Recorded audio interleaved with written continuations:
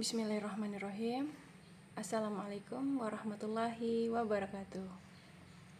Bapak, Ibu, tutor, dan teman-teman semuanya, perkenalkan saya Wahyu Sulistiawati dengan NIM 8568011899 dari program studi PG PAUD semester 7.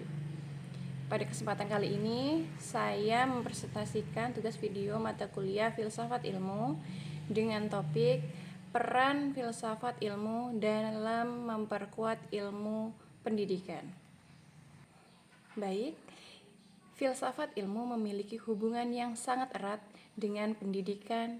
Filsafat ilmu membantu pendidikan menjadi lebih terarah, ilmiah, dan memiliki nilai yang jelas. Sedangkan pendidikan juga membantu perkembangan filsafat ilmu melalui praktik nyata dalam kehidupan sehari-hari. Pertama, filsafat ilmu berperan dalam mengamati dan memperkuat eksistensi serta keilmiahan pendidikan. Artinya, filsafat ilmu membantu menjawab pertanyaan penting seperti apa hakikat pendidikan, mengapa manusia perlu dididik, bagaimana cara memperoleh pengetahuan yang benar dalam pendidikan.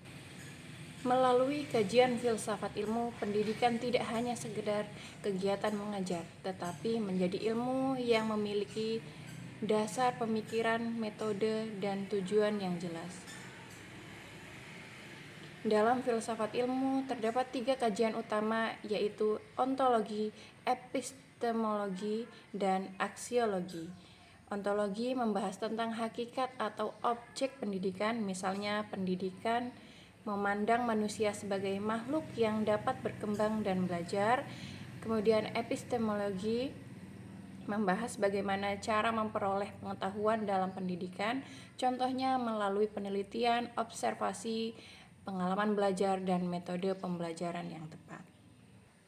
Sedangkan aksiologi membahas nilai dan manfaat pendidikan bagi kehidupan manusia, seperti membentuk karakter, moral, dan keterampilan peserta didik. Karena itulah filsafat ilmu disebut sebagai pisau analisis dalam membedah persoalan pendidikan. Dengan filsafat ilmu, kita dapat menilai apakah suatu sistem pendidikan sudah sesuai dengan tujuan pendidikan atau belum.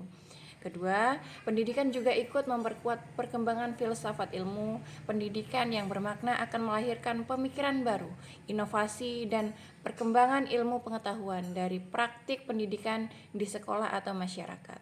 Muncul berbagai pengalaman yang kemudian dikaji kembali secara filosofis. Misalnya, perkembangan teknologi dalam pembelajaran membuat filsafat ilmu ikut membahas ketika penggunaan teknologi dalam pendidikan serta bagaimana menjaga nilai-nilai kemanusiaan di era digital. Contoh konkret penerapan filsafat ilmu dalam pendidikan dapat dilihat pada kurikulum dan proses pembelajaran. Dalam kurikulum Merdeka misalnya, peserta didik didorong untuk berpikir kritis, kreatif, dan aktif.